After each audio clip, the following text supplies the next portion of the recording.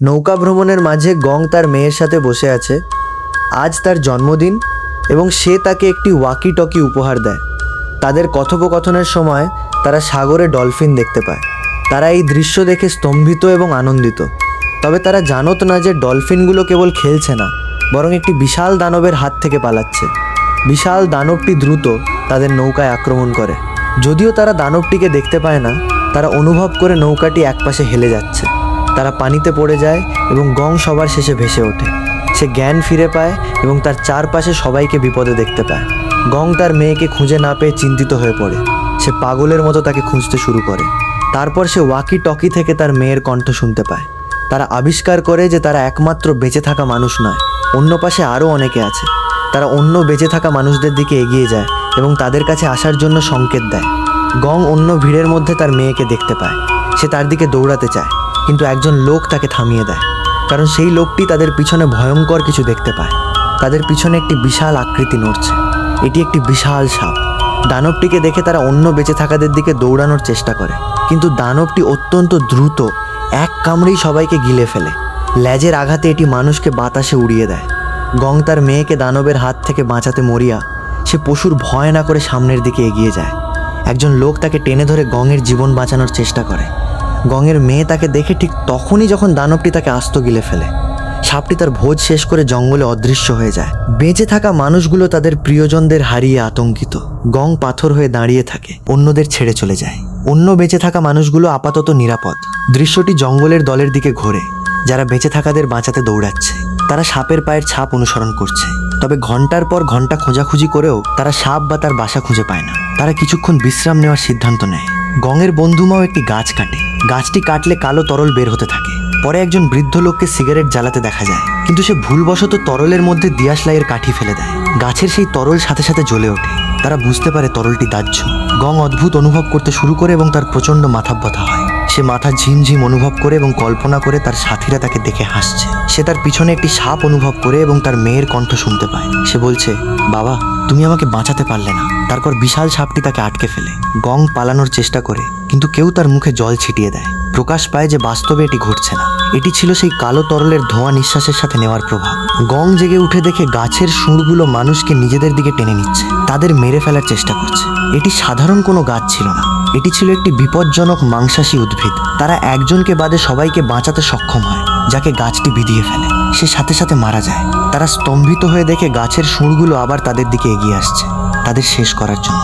তারা সেই ভয়ঙ্কর গাছ থেকে দৌড়ে পালায়। দৃশ্যটি আবার সাপের বাসায় ফিরে আসে। ব্যবসায়ীটি ছোট সাপটিকে মেরে ফেলেছে। তাকে মারার পর ব্যবসায়ীটি সবার সাথে ঝগড়া শুরু করে। সে তাদের এই সব কিছুর কারণ হিসেবে অভিযুক্ত করে। সুশি নামে এক তরুণী তাকে শান্ত করে।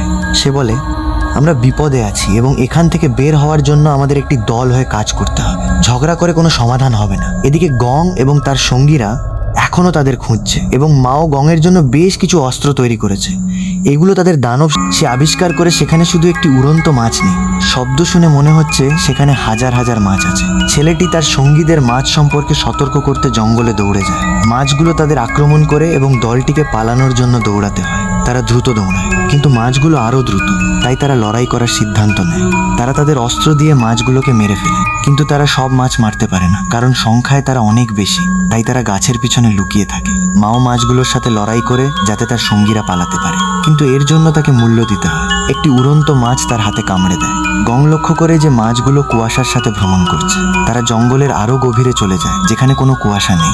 এভাবে তারা আক্রমণ থেকে বেঁচে যায়। বিপদ এখনও শেষ হয়নি, কারণ মাও একটি বিশাল দানবের পায়ের ছাপ খুঁজে পায়। তারা গাছের দিকে তাকায় এবং একটি অদ্ভুত দানব দেখতে পায়। একজন লোক পাথর দিয়ে এটি মারতে চায়, কিন্তু অন্য একজন তাকে থামিয়ে দেয়। এই সময় একটি অদ্ভুত শুঁড় প্রাণীটিকে খেয়ে ফেলে।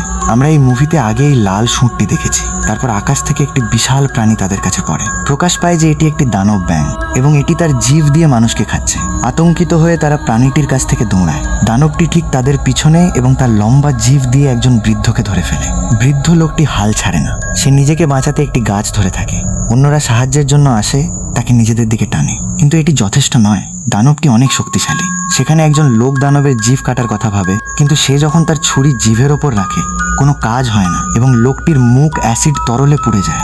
মাও, যে আগে এগিয়ে গিয়েছিল, তার অস্ত্র নিয়ে ফিরে আসে। সে দানব ব্যাঙের চোখে আঘাত করে এবং এটি প্রচণ্ড ব্যথা অনুভব করে। ব্যথার কারণে এটি বৃদ্ধ লোকটিকে ছেড়ে দেয়। এটি সবাইকে পালানোর সুযোগ দেয়। তারা দৌড়াচ্ছে, কিন্তু দানব ব্যাংকটি ক্ষিপ্ত হয়ে ওঠে। এটি তাদের তাড়া করে এবং একটি ছোট লাফ দিয়ে তারা যে দূরত্ব দৌড়েছিল তা কভার করে ফেলে। এটি তাদের খাওয়ার আগেই বিশাল সাপটি মাঝ আকাশে একে খেয়ে ফেলে। সবাই আতঙ্কে দেখতে থাকে। একটি ব্যাঙ দানবকে সাপ দানব খেয়ে ফেলেছে। ব্যাঙটিকে খাওয়ার পর সাপের নজর পুরুষদের দিকে যায়। তারা দৌড়ালে সাপটি তাদের তাড়া করে। বৃদ্ধ লোকটি এবং তোরলে পুড়ে যাওয়া ছেলেটি ধীরে দৌড়াচ্ছে। সাপটি তাদের খেতে যাবে এমন সময় তারা জঙ্গলের একটি ঘন অংশে পৌঁছায়। যখন সাপটি আক্রমণ করে এর মাথা গাছের মাঝখানে আটকে যায়, তারা পালানোর সুযোগ পায়। একজন লোক তাদের বাঁচাতে সাপের মনোযোগ সরিয়ে দেয়। সে সাপটিকে একটি নারকেল ছুঁড়ে মারে এবং নিজেকে বিপদে ফেলে। যখন সাপটি তাকে গিলে ফেলতে যাবে, সে জঙ্গলের দিকে দৌড় দেয়।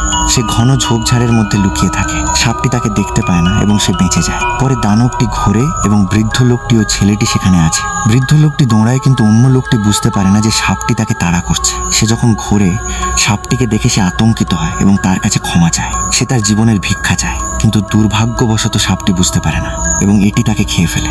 অন্যেরা সাপ থেকে বাঁচতে একটি নদীতে ঝাঁপ দেয়। তারা জলের নিচে লুকিয়ে থাকে। এর কারণে সাপটি তাদের ছেড়ে তার গুহার দিকে চলে যায়। গুহার মানুষগুলো কম্পন অনুভব করলে তারা মৃত হওয়ার ভান করে, যাতে সাপটি মনে করে তারা মারা গেছে এবং তাদের একা ছেড়ে দেয়। বিশাল গাছ দিয়ে এর ক্ষতি করেছিল। ব্যবসায়ীটিকে দেখানো হয় যে সে যেখান থেকে শুরু করেছিল সেখানেই পৌঁছেছে। সে যাকে মেরেছিল সেই লোকটির লাশে হোঁচট খেয়ে আবার সেই বাসায় পড়ে যায় যেখান থেকে সে পালিয়েছিল।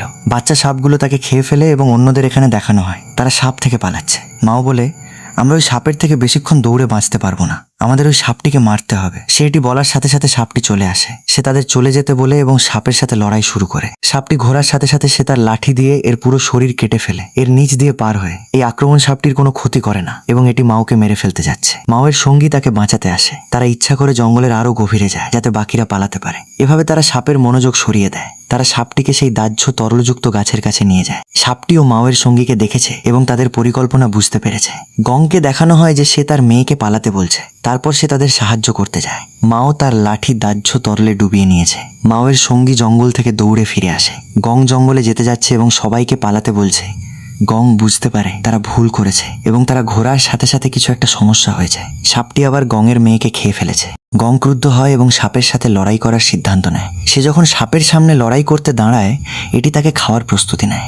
যখন সাপটি তার মুখ খোলে, মাও জঙ্গল থেকে বেরিয়ে আসে। তার হাতে একটি মশাল আছে এবং সাপটি ভয় পেয়ে জঙ্গলে ফিরে যায়। মাও এর পিছু নেয়। যখন সাপটি দাহ্য তরলযুক্ত গাছের কাছে পৌঁছায়, মাও তার মশালটি এর দিকে ছুঁড়ে মারে। সাপটি পুরোপুরি পুড়ে যায়। এটি নিজেকে বাঁচাতে জঙ্গল থেকে বেরিয়ে আসে, কিন্তু এটি তার জীবন বাঁচাতে পারে না এবং মারা যায়। গং তার মেয়েকে বাঁচাতে দ্রুত মৃত সাপের কাছে পৌঁছায়। সে যখন সাপের মুখ খোলে, গং তার মেয়ের হাত দেখতে পায়। সে তার হাত নিজের দিকে টানে। তার মেয়ে সাড়া দিচ্ছে না। সে ভয় পায় যে সে হয়তো মারা গেছে। সে তাকে শুইয়ে দেয় এবং জাগানোর চেষ্টা করে। সামান্য কিন্তু তীব্র চেষ্টার পর সে জ্ঞান ফিরে পায়। গং এবং তার সঙ্গীরা তাকে জীবিত দেখে আনন্দিত। অবশেষে তারা সাপ থেকে রক্ষা পেয়েছে। এই দৃশ্যেই সিনেমাটি শেষ হয়।